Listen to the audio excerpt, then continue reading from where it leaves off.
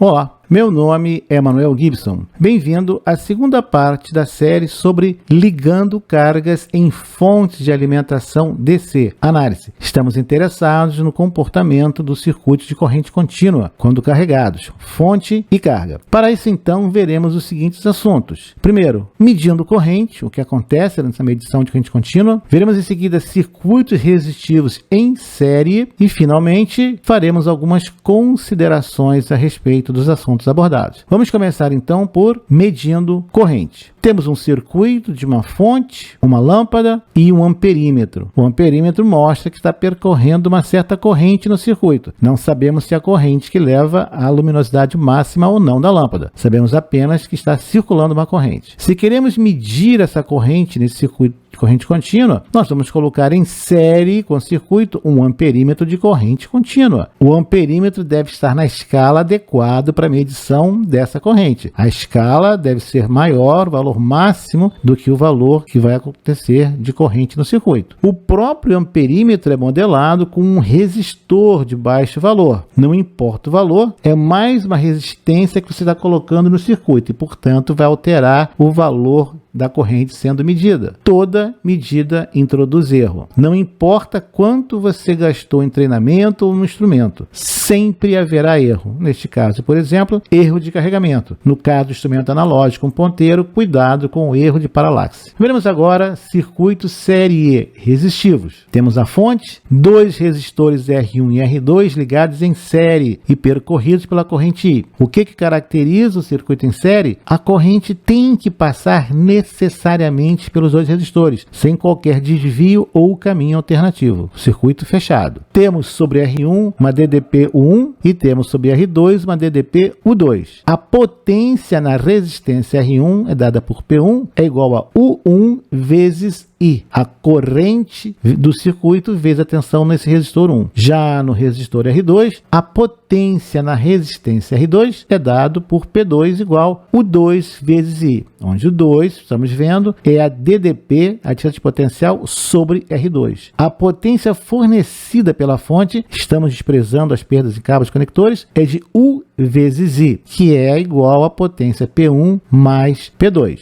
Vejamos um exemplo agora. Temos uma resistência de 1,2 ohms, que é ligada numa bateria de 1,2 volts. A fim de medir se a corrente no circuito é colocado mais tarde um amperímetro cuja resistência é de 0,8 ohms. Vamos calcular o valor da corrente nominal sem o amperímetro, o valor da corrente com o amperímetro no circuito, o erro nessa medida de corrente, a potência dissipada na carga e a potência dissipada no amperímetro. Aí temos o circuito, R1 é a resistência de 1,2 ohms a carga, R2 é a resistência do nosso medidor, o amperímetro, 0,8 ohms. Quando nós temos apenas a carga no circuito, pela lei de Ohm, e U sobre R, 1 ampere. A corrente nominal que percorre o circuito é de 1 ampere. Observe que sempre teremos variações devido às tolerâncias dos componentes, seja da fonte, seja da resistência. A resistência total, quando colocamos o amperímetro série, é dado pela soma das duas resistências, da carga e do medidor, totalizando 2 ohms. Aplicando a lei de Ohm para o circuito com o amperímetro, temos agora que a corrente é de 0,6 amperes, ou 600 miliamperes. Ocorreu uma redução, então, de 40% na corrente medida em relação à corrente original do circuito. A potência dissipada sobre a carga é de 432 miliwatts e a potência no medidor de 288 miliwatts. Observe que a potência dissipada no medidor é bastante próxima da potência dissipada pela carga. Seria uma boa ideia usar um instrumento com uma resistência interna bem menor ou outra forma de medição que não carregasse tanto o circuito. De qualquer maneira, a nova corrente no circuito é de 600 miliamperes. Se o circuito requer 1 ampere para o funcionamento, você acaba de arruinar o funcionamento do circuito. Medir é alterar o parâmetro medido. No próximo exemplo, temos agora uma resistência de 120 ohms, que é ligada a uma bateria de 12 volts.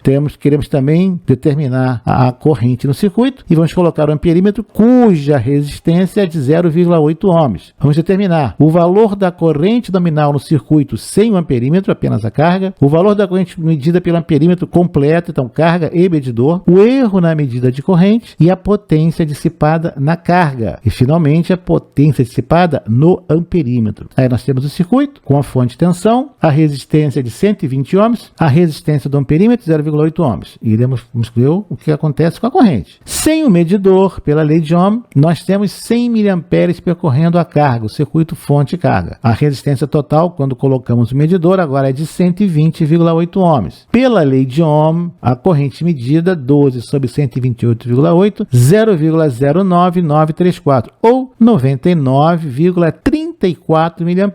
Tínhamos 100 mA originalmente, sem o medidor, e agora 99,34 mA com o medidor. Ocorreu uma redução de menos 0,66 mA na corrente medida em relação à corrente original do circuito. A potência na carga, 1,18 watts. A potência do medidor, apenas 7,89 miliwatts. Observe que a potência dissipada no medidor, agora, nessa situação, é muito menor do que a potência dissipada pela carga. O erro agora é uma fração de porcentagem. Será que esse erro é aceitável? Não sei. Depende da especificação do projeto. No próximo exemplo, temos duas lâmpadas incandescentes em série, alimentadas por uma fonte. O que acontece, então, se nós ligarmos essas duas lâmpadas em série com uma bateria? Depende. Suponha que as duas lâmpadas apresentem a mesma especificação de tensão, de operação e potência. Nesse caso, basicamente, estamos dizendo que ambos apresentam a mesma resistência. E o que acontece quando ligamos duas resistências iguais em série? O que podemos dizer do brilho das lâmpadas? Quando ligamos essas duas resistências em série, o nosso medidor indica uma corrente mais baixa do que seria por uma lâmpada só. Houve uma mudança. Alterou o brilho? Provavelmente sim. Quem vai brilhar mais forte? Qual a razão? Um exemplo. Uma bateria de 12 volts alimenta duas lâmpadas incandescentes em série. A especificação de cada uma das lâmpadas é tensão de alimentação 12 volts e potência igual a 9,6 watts. As lâmpadas são nominalmente iguais à especificação elétrica. Nós queremos calcular o valor da corrente nominal no circuito, o valor da tensão em cada resistência, a potência em cada resistência e vamos comentar sobre a intensidade luminosa no circuito com as duas lâmpadas em série. Sabemos que a resistência de cada lâmpada pode ser dada por O quadrado sobre P, que é 15 ohms. Agora, como temos duas lâmpadas, a resistência série equivalente agora é 30 ohms. 12 sobre 30 e a corrente no circuito é de 400 mA,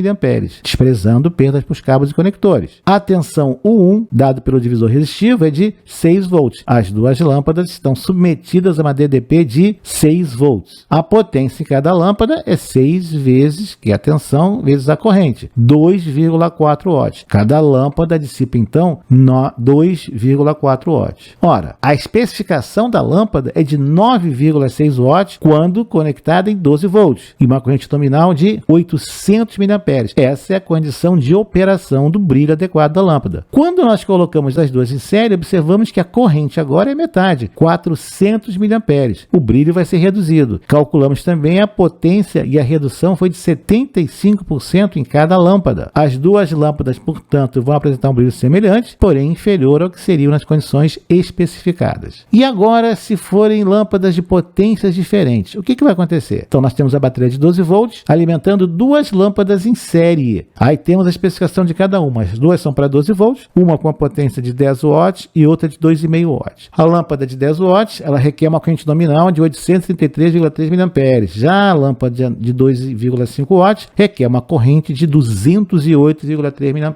Vamos calcular o valor da corrente nominal no circuito quando colocamos as duas lâmpadas em série. E o valor da tensão em cada lâmpada, a potência em cada lâmpada e vamos comentar sobre a intensidade luminosa no circuito com as duas lâmpadas em série. A resistência da lâmpada L1, dado por U1 ao quadrado sobre P1, é 144 sobre 10, 14,4 ohms. A resistência da lâmpada 2, U2 ao P2, 57,6 ohms. A resistência equivalente das duas lâmpadas em série é de 72 ohms. A corrente é dado U sobre R equivalente, que dá 166,7 miliamperes. Observe que estamos usando os valores da potência nominal de cada lâmpada. Então, é isso quando a lâmpada está acesa, que o filamento está quente. A tensão sobre cada lâmpada vai ser, então, 2,4 volts para a lâmpada U1, L1, e de 9,6 volts para L2. A potência potência na lâmpada L1, 0,4 watts. A potência em L2, 1,6 watts. A lâmpada originalmente de 10 watts está dissipando